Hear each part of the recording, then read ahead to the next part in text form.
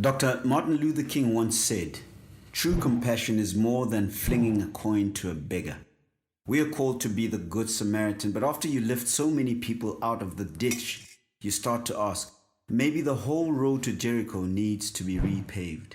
Poverty is still so stubbornly part of South African society, so this got us thinking about a story we would like to share with you. It is called The Tale of Two Countries. Imagine for a moment two countries. Country A has a population of 100 people, and Country B has a population of 10 people. Each person earns 10 Rand per week. At the end of the first week, Country A would have a combined bank balance of 1,000 Rand, while Country B has 100 Rand in the bank. However, when they spend their money, something interesting happens.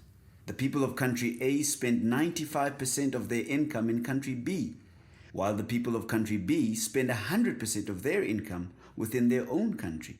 The impact on both countries' inhabitants becomes clear. Country B is left with 50 Rand, while Country A now has 1,050 Rand. Even more revealing is looking at the impact on the individual wealth per person of each country. Sharing 50 Rand between 100 people of Country A means 50 cents per person, while Country B share their 1,050 Rands between the 10 of them, giving each person 105 Rand. And this is only after 1 week. Imagine playing out this economic cycle for 10 years. This is what would happen.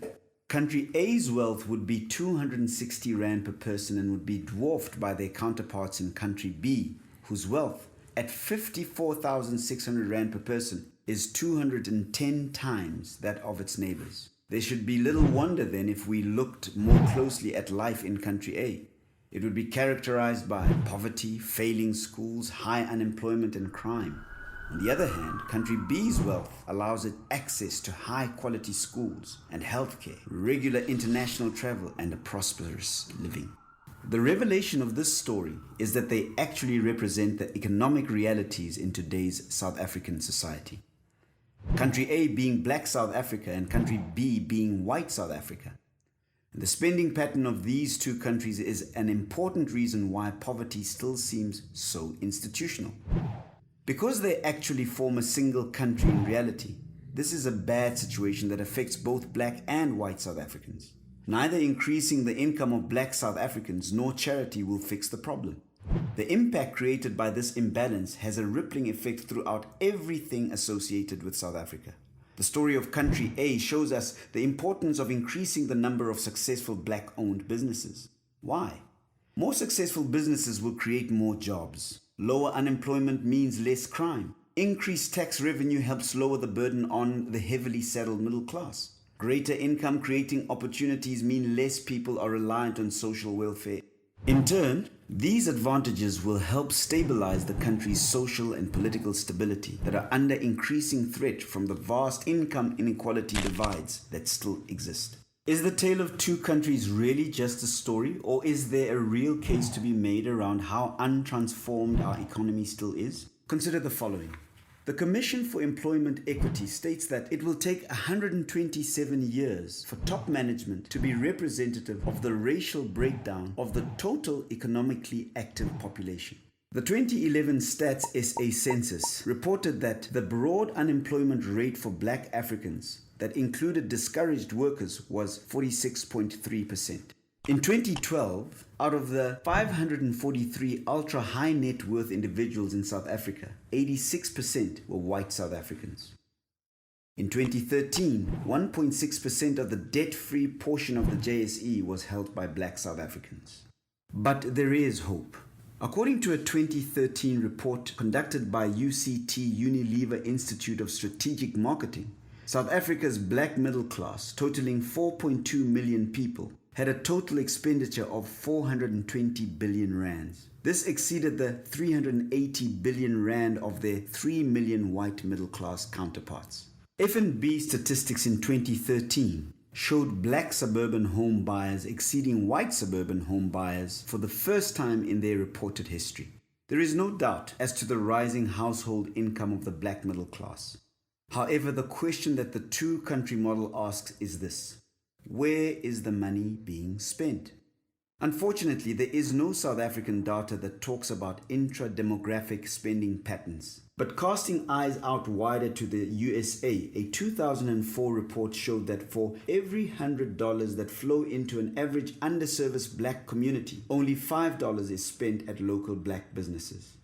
Even more revealing in the USA is looking at how long the average dollar circulates in the various ethnic communities before leaving the community.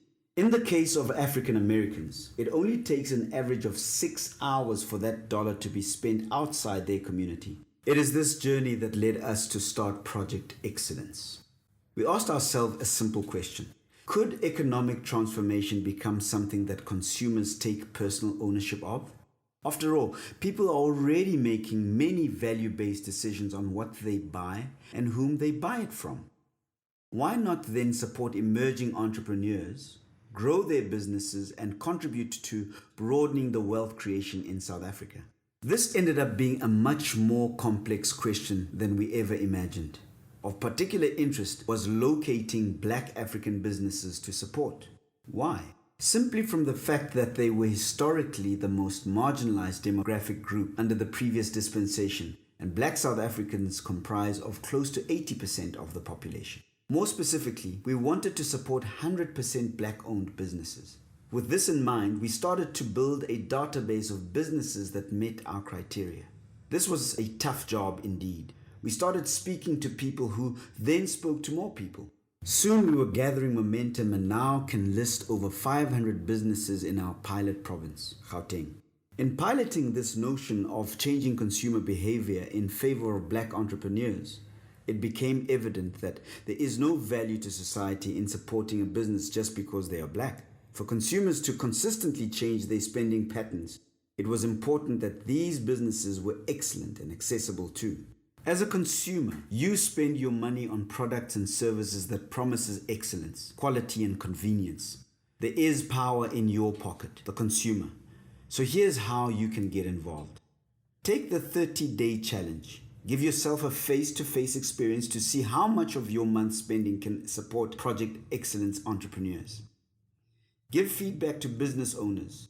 Let us know about your customer experience, and we will endeavor to give this information, both positive and negative, directly to Project Excellence business owners. Find us more Project Excellence businesses in Gauteng and beyond, so we can share this opportunity with many more people.